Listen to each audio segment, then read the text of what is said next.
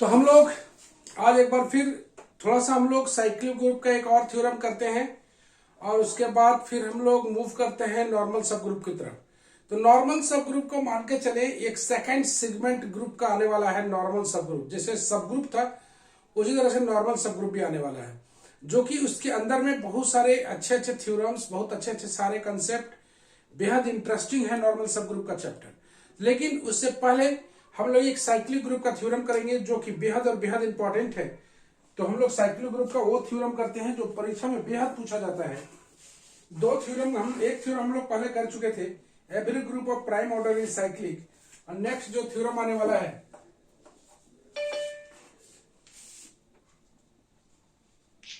Hello sir. हाँ sir Rupal का ना डायरेक्ट कर रही है ना, हाँ। जूम में जाके तो पासवर्ड एक्सेप्ट नहीं कर रहा और लिंक में क्लिक कर रही है तो भी नहीं हो रहा है। अभी तो आया है, अभी तो देखो, पूछो, अभी आ गई होगी। आ गई है, ठीक है। देखो ना,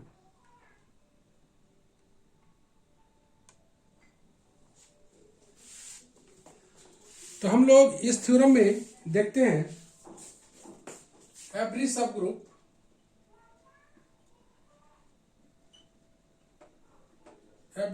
group of cyclic group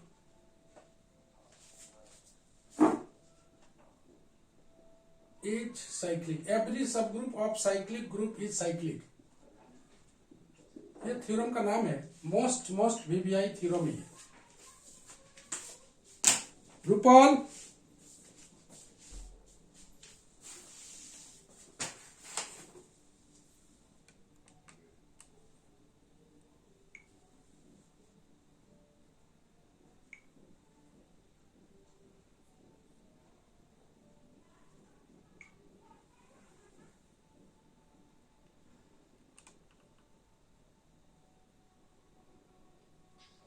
hello sir. हाँ पासवर्ड बदला हुआ है, बोल दो। हाँ सर, पासवर्ड चेंज की है, जो छोटा छोटा जे बड़ा हाँ हाँ वाला हाँ है ना। हाँ हाँ। हाँ तो वो डाली नहीं हो रहा है। कहीं नहीं, सबका हो गया, उसका क्यों नहीं होगा। ठीक है। तो हम लोग देखते हैं कि every subgroup of cyclic group is cyclic. तो एक every subgroup of cyclic group, देखो कैसे कैसे लिखना है। तो इस कंसेप्ट में, इस थ्योरम में कई सारे कंसेप्ट आएंगे, बेहद इंटरेस्टिंग है, समझने लायक है, एकदम बारीकी से देखना होगा तब तुम्हें समझ में आएगा। तो एक साइक्लिक ग्रुप है, उसका हर एक सब ग्रुप साइक्लिक होगा, ये बोलना चाहता है। एक साइक्लिक ग्रुप ऑलरेडी है, उसका हर एक सब ग्रुप को हम लोग को साइक्लिक बनाना है। तो प्रूफ का हम लोग फर्स्ट पार्ट करते हैं। बोलता है कि suppose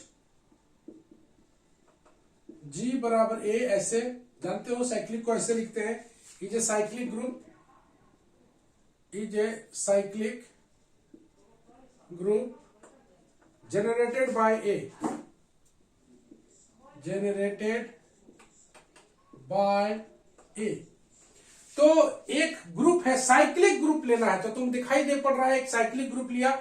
obviously cyclic group is generated by A, मतलब इस साइक्लिक ग्रुप में सारे element A to the power n type के होंगे, जहां पर n सम इंटीजर होगा। यही साइक्लिक ग्रुप का एलिमेंट है। साइक्लिक ग्रुप का हर एक element A to the power n type का होता है, जहां पर a बिलोंग्स टू G होता है, मतलब G के कुछ एलिमेंट के लिए, G के कुछ एलिमेंट के लिए उस साइक्लिक ग्रुप का सारा element A to the power n type का होगा। ओके, तो मान लिया कि जनरेटेड बाय ए है। If H equal to G, अगर H बराबर G मान लेते हैं हम लोग, और E, then obviously H is cyclic, then obviously H is cyclic, so let H be a proper subgroup of G, proper subgroup of G।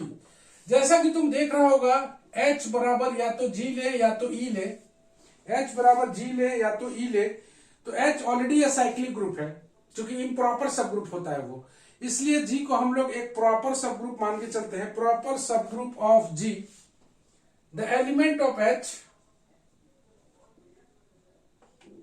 the element of H are integral power of A, are integral power of A. The element of H are integral power of A if A to the power R, A to the power, क्या लिखा हुआ है,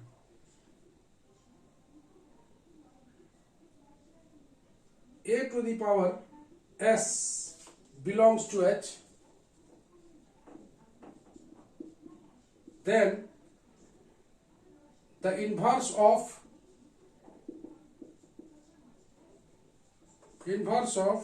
A to the power S, that is A to the power minus S belongs to H.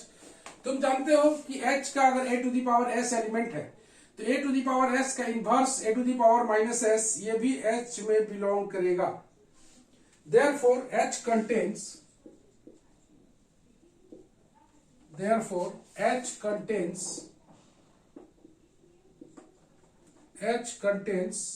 elements which are positive as well as negative, power of A.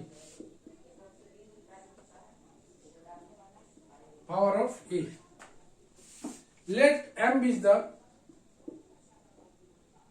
the least positive integer,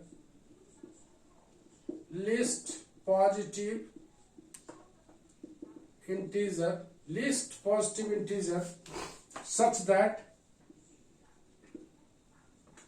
A to the power M belongs to H.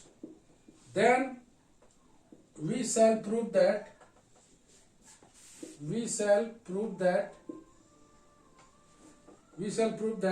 H equal to A to the power M, that is H is cyclic and generated by A to the power M. ये इसका first part है. तो first part को हम लोग अच्छी तरह समझ लेते हैं. तो बोला है कि every subgroup of cyclic group, तो एक साइक्लिक ग्रुप कंसीडर करना पड़ेगा. तो लेट G बराबर A generated by A, cyclic group generated by A मान लिया. अगर H बराबर हम लोग लेते हैं G इटसेल्फ या E, then obviously H is cyclic. तो तुम जानते हो ये दोनों इम्प्रॉपर सब ग्रुप्स है. इम्प्रॉपर सब ग्रुप्स ऑलवेज साइक्लिक होता है. तो अगर हम लोग इम्प्रॉपर सब ग्रुप लेते हैं तो ऑब्वियसली H इज साइक्लिक होगा. तो हम लोग उसको लेके कोई फायदा नहीं है. There is nothing to prove, क्योंकि हर एक सब ग्रुप को ही साइक्लिक बनाना है. और H अगर सब ग्रुप साइक्लिक हो गया तो हमको प्रूव करने के लिए कुछ रहेगा नहीं. इसीलिए हम लोग H को प्रॉपर सब ग्रुप ऑफ G मानेंगे. तो प्रॉपर सब ग्रुप ऑफ G मानने के लिए द एलिमेंट ऑफ H और इंटीग्रल पावर ऑफ A, हम लोग जानते हैं कि एलिमेंट ऑफ H जो होगा इंटीग्रल पावर ऑफ A होगा. If A to the power S belongs to H,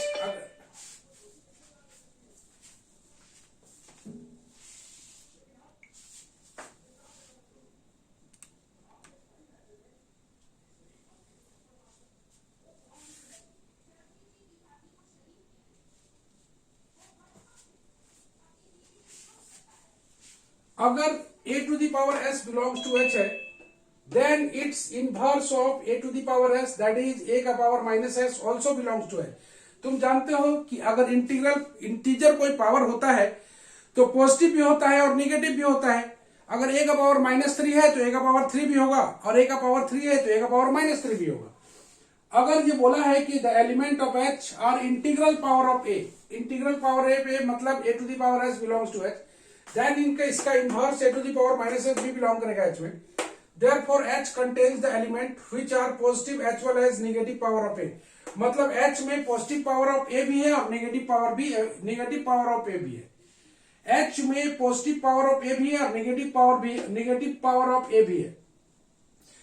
मान लिया जाए उसका M लिस्ट है, तो यहां पर लिस्ट पॉजिटिव को दिमाग में रखना है अच्छी तरह. M be the least positive integer, M सबसे छोटा है.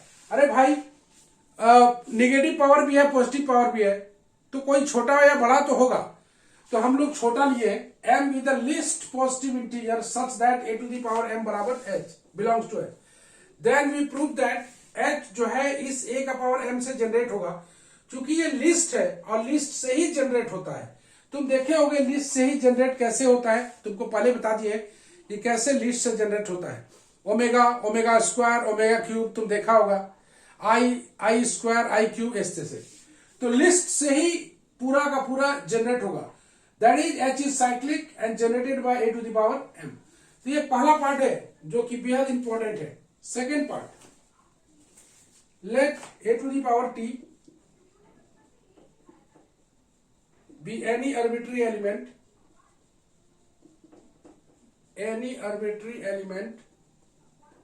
of h, any arbitrary element of h, then by division algorithm, जो कि तुम बचपन में ही पढ़े हो, division algorithm,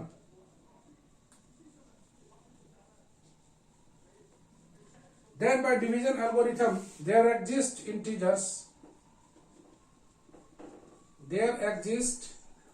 integers q and r such that t बराबर एम क्यू प्लस आर, जहां पर r का वैल्यू 0 से बड़ा या बराबर और m से छोटा। डिवीजन एल्गोरिथम में पढ़े होगे a to the power t अगर कोई एलिमेंट है h का, तो then division algorithm there exist integers q and r। Division algorithm जैसे आएगा, there exist an element q and r such that t equal to m q plus r. तुम समझ रहे हो, t बराबर एम क्यू प्लस आर, जहां पर r का वैल्यू याद रखना है 0 से बड़ा या बराबर, रिमाइंडर है और m से छोटा। Now a to the power m belongs to h, this implies a to the power m का power q belongs to h, q times by closure property, this implies a to the power m q. यहां पर a to the power m, a to the power m, a to the power m कई times है multiplication के लिए, तो वो belong करेगा h में by closure property. a to the power m q belongs to h। और हम पहले ही पढ़ चुके हैं, अगर इसका h का कोई एलिमेंट है तो उसका निगेटिव भी एग्जिस्ट करेगा। a to the power m q, a to the power m q का -1 बिलोंग्स टू h, उसका इनवर्स एग्जिस्ट करता है। बताए हैं कि a का पावर s अगर बिलोंग करेगा h में, तो a का पावर -h भी बिलोंग करेगा h में। तो a का पावर m क्यू बिलोंग कर रहा है, तो a का पावर m क्यू का इनवर्स भी बिलोंग करेगा। दिस इंप्लाइज a का power -m q belongs to h। Also a to the power t belongs to h है, a to the power -m q belongs to h है। This implies a to the power t into a to the power -m q belongs to h होगा। This implies a to the power t -m q belongs to h होगा। और this implies t -m q को यहां से लिख देंगे हम लोग a का power r belongs to h, क्योंकि मेरे पास t बराबर दिया हुआ है m क्यू प्लस r।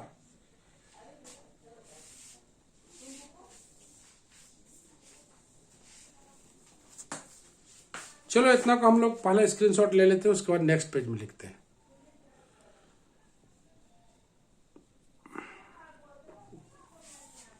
तो उम्मीद करते हैं ठीक ठाक लग रहा होगा, अच्छा है। a to the power t कोई आर्बिट्री एलिमेंट है h का, a to the power m है ना, a to the power m से जनरेट किया हुआ है, तो इसमें बहुत सारा एलिमेंट है, उसमें मान लिया a to the power t कोई आर्बिट्री एलिमेंट है h का। पहले ही बता चुके हैं h का एलिमेंट इसी टाइप का लेना है।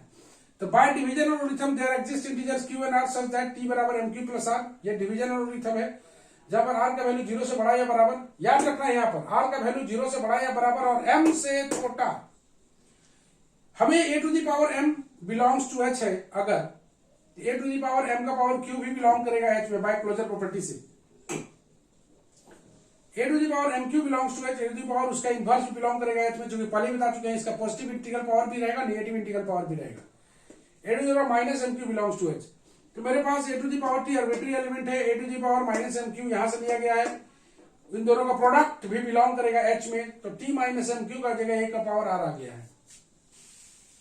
हम लोग पढ़ेंगे आगे।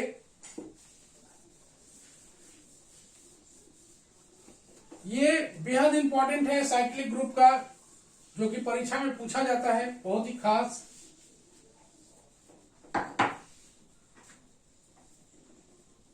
आइए a to the power r belongs to h हम लोग बना लिए हैं. Now m is the least positive integer. Now m is the, हम पहले बता चुके हैं m is the least positive integer है. m is the least positive integer. m is the least positive integer such that a to the power m belongs to h. हम पहले ही बता दिए कि m सबसे छोटा है जिसके कारण a to the power m belongs to h है. और साथ में देखते हैं एंड r का वैल्यू 0 से बड़ा या बराबर और m से छोटा. Therefore r must be 0. ये बोल रहा है कि m जो है लीस्ट पॉजिटिव इंटीजर है. m जो है वो लीस्ट पॉजिटिव इंटीजर बता रहा है और यहां पर आया हुआ है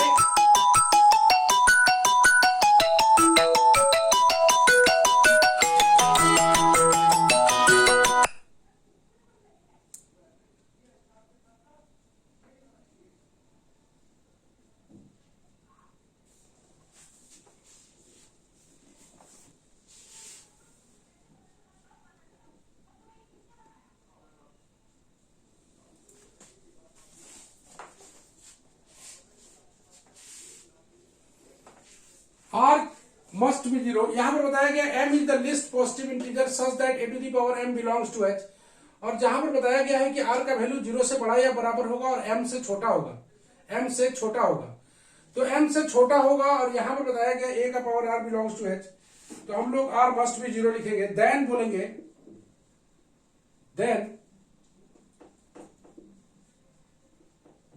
यहां पर r बराबर अगर 0 लेते हैं तो t बराबर आ जाता है mq. तो a का पावर r बराबर a का पावर mq, a का पावर t और t के स्थान पर हम लोग पुट कर देते हैं mq. इसका मतलब है a का पावर m का पावर q लिख सकते हैं. Thus every element a का power t belongs to h is of the form a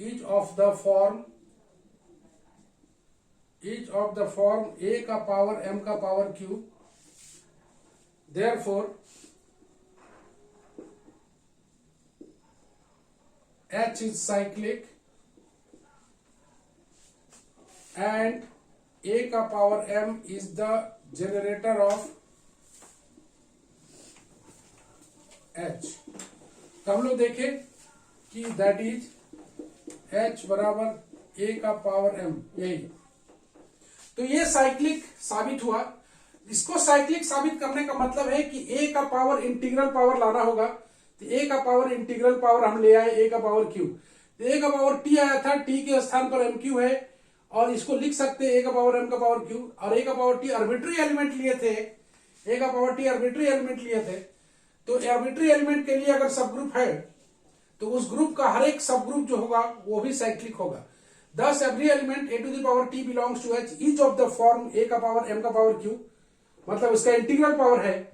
Therefore h is cyclic और a का पावर m जो है वो इसका जनरेटर है, जनरेटर ऑफ h. तो ऐसे करके ये थ्योरम खत्म होता है. बेहद और बेहद इंपॉर्टेंट थ्योरम है.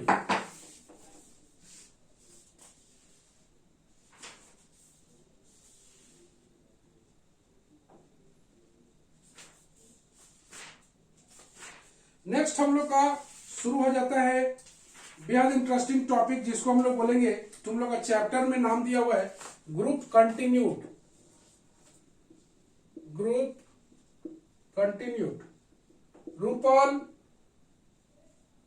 Rupal yes sir. कहा हो गया था बाबू? पता नहीं सर, नहीं ले रहा था पासवर्ड, करेक्ट बता ही नहीं रहा था. अब आ गया? हाँ अब आ गया, पर बिना पासवर्ड डाले ही अब आ गया. लिंक से खुल गया था बस. लिंक से ही खोलना है ना.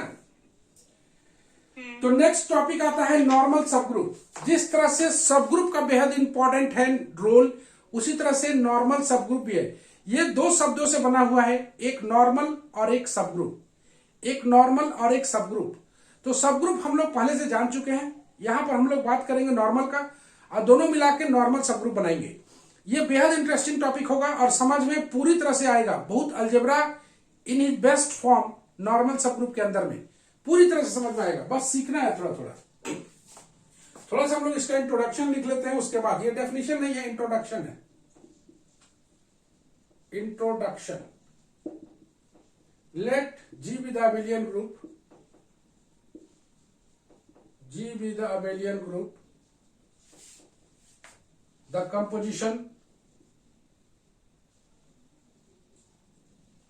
composition in G being multiplicative,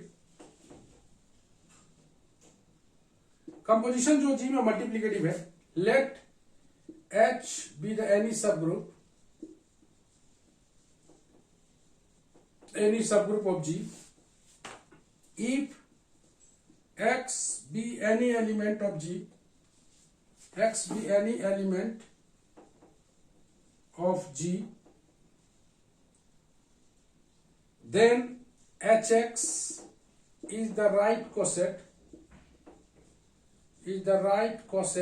of H in G। जैसा कि तुम जान रहे हो G का एलिमेंट के लिए ही कोसेट बनता है, तो G का जो एलिमेंट है जिधर रहेगा उधर राइट और लेफ्ट बनता है। तो अगर कोई X G का एलिमेंट है तो Hx को बोलेंगे हम लोग right coset of H in G and XH is the left coset of H in G। Also G is abelian, यहां लिखा हुआ है G is abelian, therefore we must have Hx बराबर XH। जैसा कि तुम पढ़े होगे कोसेट के अंदर अगर G अबेलियन है तो लेफ्ट और राइट कोसेट दोनों बराबर होता है, पहले ही पढ़े हो। अगर G अगर अबेलियन है तो इसका प्रॉपर्टी हम बताए थे कि अगर अबेलियन है तो लेफ्ट और राइट कोसेट दोनों बराबर होता है for all X belongs to G।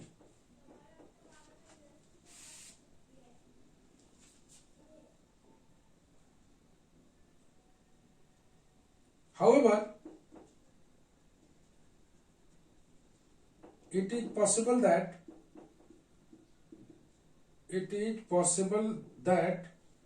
G is not abelian,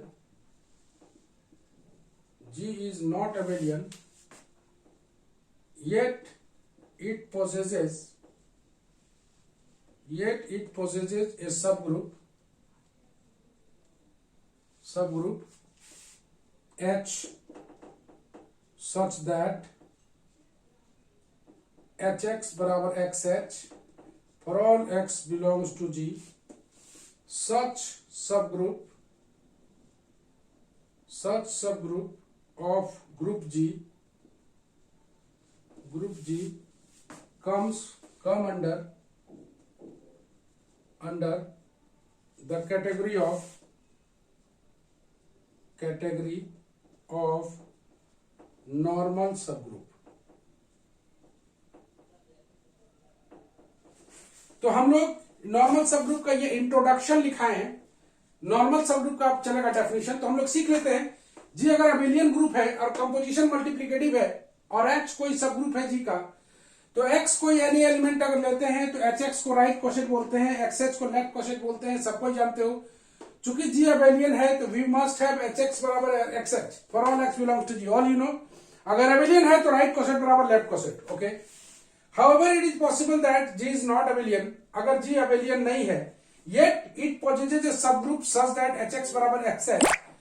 मतलब अगर G abelian नहीं है लेकिन इसके बावजूद ऐसा सब ग्रुप आता है जिसके कारण राइट कोसेट बराबर लेफ्ट कोसेट हो जाए, ऐसे ही सब ग्रुप का हम लोग पढ़ेंगे इस नॉर्मल सब ग्रुप के अंदर में। कोमल, यस सर। कहाँ गायब हो गई थी? सर कहीं नहीं। तो इस कैटेगरी में हम लोग क्या पढ़ने वाले हैं?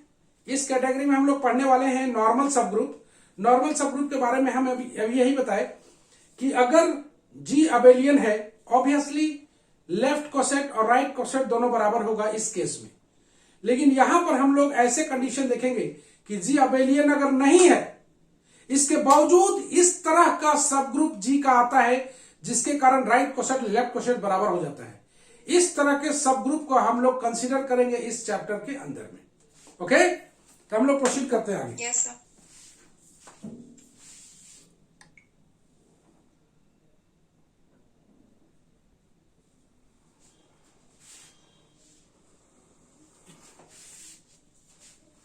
ये अलजेब्रा में बेहद इंपॉर्टेंट मायने रखता है नॉर्मल सब ग्रुप, पूरी तरह से समझ में आएगा 100%। बस तुम्हें ध्यान रखना है इसका जो आगे डेफिनेशन लिखा है उस पर एकदम क्लियर होना चाहिए। जिस तरह से सब ग्रुप का, साइक्लिक ग्रुप का अलजेब्रा में तुमने देखा होगा कि अगर डेफिनेशन क्लियर है तो तुम्हें समझ में आने में भी दिक्कत महसूस नहीं होता है। तो definition is very very important. 2 definition इसका आएगा, तो दोनों डेफिनेशन अलग अलग करके हम लोग देखते हैं। अब आते हैं हम लोग नॉर्मल सब ग्रुप का डेफिनेशन पर। ये 2 मार्क्स का क्वेश्चन मिड सेम वगैरह में, इंड सेम वगैरह में 2 मार्क्स का क्वेश्चन पूछा जाता है। ये सब group H of a group G, subgroup H of a group G is said to be normal. Obviously एक सब ग्रुप, आप डेफिनेशन पूछेंगे, एक भी लाइन नहीं बोल पा रहा है लोग, अरे भाई कैसे भूल जाते हो? एक सब ग्रुप को ही तो नॉर्मल बोलते हैं। तो यहां से स्टार्ट तो करो कि एक सब ग्रुप H है, किसका सब ग्रुप है? ग्रुप G का। उसी को बोलेंगे हम लोग नॉर्मल सब ग्रुप, उसी को बोलेंगे हम लोग नॉर्मल सब group if normal subgroup of G, if for every x belongs to G, for every x belongs to G and for every H belongs to H,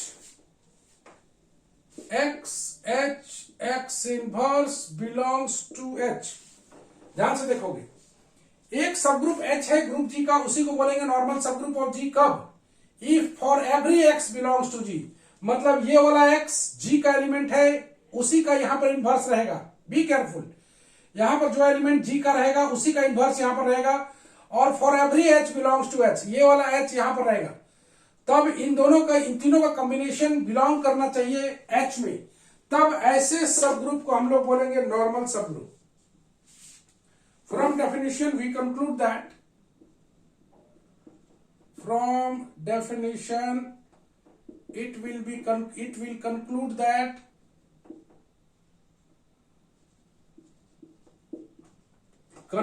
that H is a normal subgroup of G, normal subgroup of G if and only if X, capital H, X inverse is the subset of H for all X belongs to G।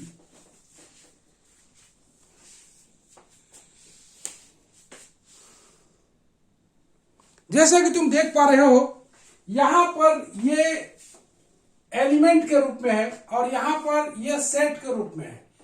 तो अगर तुम set के रूप में दिखाना चाहते हो, H को normal subgroup of G बनाना चाहते हो, इफ एंड ओनली इफ है, मतलब दोनों तरफ से है। यहां पर X G का एलिमेंट रहेगा, इसका इनवर्स रहेगा, यहां पर कैपिटल H। लेकिन ये सेट की बात करता है, ये एलिमेंट की बात करता है। अगर एलिमेंट है तो बिलोंग्स टू H है, और सेट है तो सबसेट है H का। सेट है तो सबसेट है H का। यह डेफिनेशन है किसका? नॉर्मल सब ग्रुप का। बेहद इंपॉर्टेंट, एक बार फिर बता दें कि ये एलिमेंट के रूप में नॉर्मल सब ग्रुप है और ये सेट के रूप में है। सेट अगर रहेगा तो सबसेट रहेगा H का, और एलिमेंट रहेगा तो बिलोंग्स टू रहेगा। नोट करके थोड़ा देख लेते हैं हम लोग। We have X belongs to G, this implies X inverse belongs to G, therefore H is normal subgroup normal subgroup of G, I double F x inverse H, x inverse का inverse belongs to H. This implies x inverse H, x belongs to H for all x belongs to G and for all H belongs to H. जैसा कि तुम देख पा रहे हो, हम पहले ही बताए, यहां पर जो भी G का एलिमेंट रहेगा उसका इन्वर्स रहेगा. तो we have x belongs to G अगर है तो ऑब्वियसली G का हर एक एलिमेंट के लिए उसका इन्वर्स एग्जिस्ट किया. Therefore H is a normal subgroup of G. अगर इसको एलिमेंट के रूप में ले तो यहां पर जो भी एलिमेंट रहेगा उसका इन्वर्स रहेगा. और x इन्वर्स का वैल्यू यहां पर तुम देख पा रहे हो x है, तो x इन्वर्स HX लिखो या x HX इन्वर्स लिखो, दोनों बात बराबर है. For all x belongs to G and for all H belongs to H.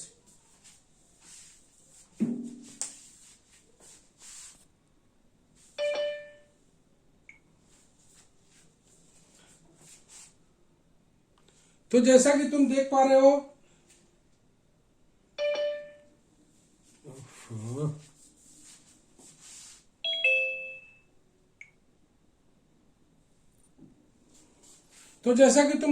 हो, कि यहां पर जो भी एलिमेंट रहेगा उसका इन्वर्स यहां पर रहेगा. यहां पर बीच में कैपिटल H का एलिमेंट, सब ग्रुप का एलिमेंट रहेगा, ये एक्स जी का एलिमेंट रहेगा. तो इसका एक डेफिनेशन ये देखे, एक डेफिनेशन ये देखे, हम लोग टिक लगा लें. एक पार्ट यहां है, एक पार्ट यहां है और नेक्स्ट पार्ट यहां है. तो यहां पर तुम देखें कि x बिलोंग्स टू G है तो x inverse belongs to G भी होगा.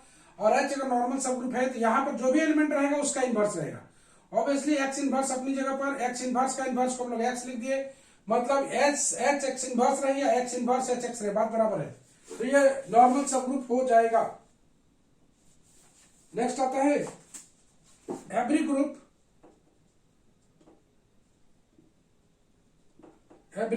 G possesses at least two normal subgroups.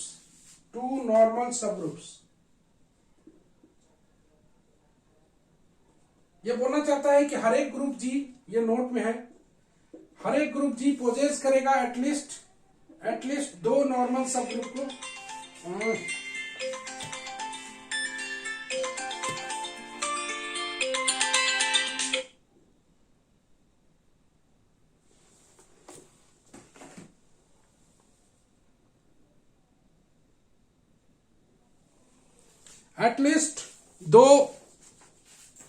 At least two normal subgroups को named as G itself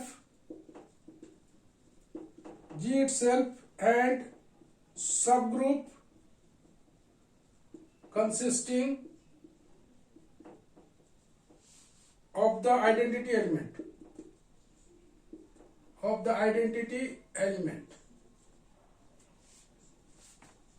Identity element E alone, E एकमात्र रहेगा जिसको हम लोग ऐसे करके लिखते हैं. तो हर एक ग्रुप G का पोजेसेस करता है दो नॉर्मल सब ग्रुप, एक G इटसेल्फ और एक E. इसको बोलते हैं हम लोग these are called improper normal subgroup. Improper normal subgroup. There exist groups for which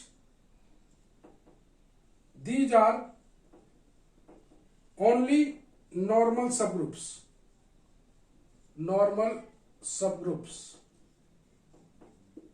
Such groups are known as simple group. Such groups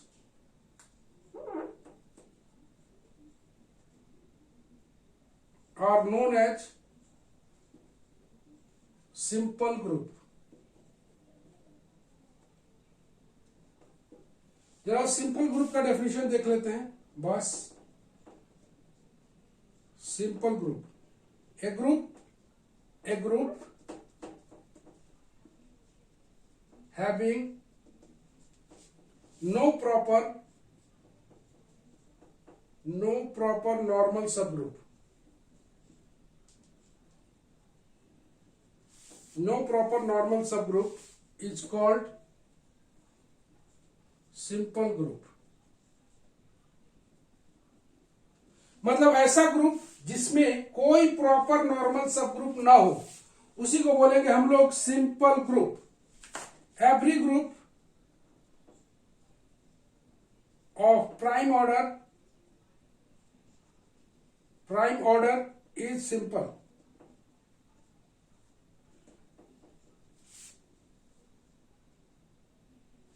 चलो हम लोग थोड़ा सा देख लें। हर एक ग्रुप जी का एटलीस्ट दो नॉर्मल सब ग्रुप होता है।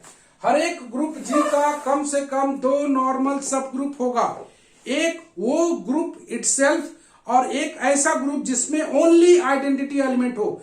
इन दोनों को बोला जाता है इम्प्रॉपर सब ग्रुप। इन दोनों को बोला जाता है इम्प्रॉपर नॉर्मल सब ग्रुप। और ऐसा ग्रुप जिसमें कोई proper group, no proper normal subgroup, कोई प्रॉपर नॉर्मल सब ग्रुप ना हो, उसे ही बोलेंगे सिंपल ग्रुप।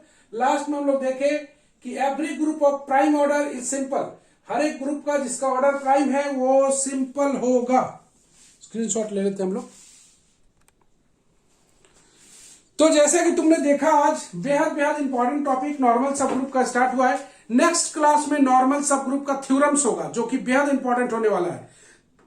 नेक्स्ट क्लास में नॉर्मल सब ग्रुप का थ्योरम्स को हम लोग प्रूव करेंगे। आज हम लोग नॉर्मल सब ग्रुप का इंट्रोडक्शन पढ़ चुके।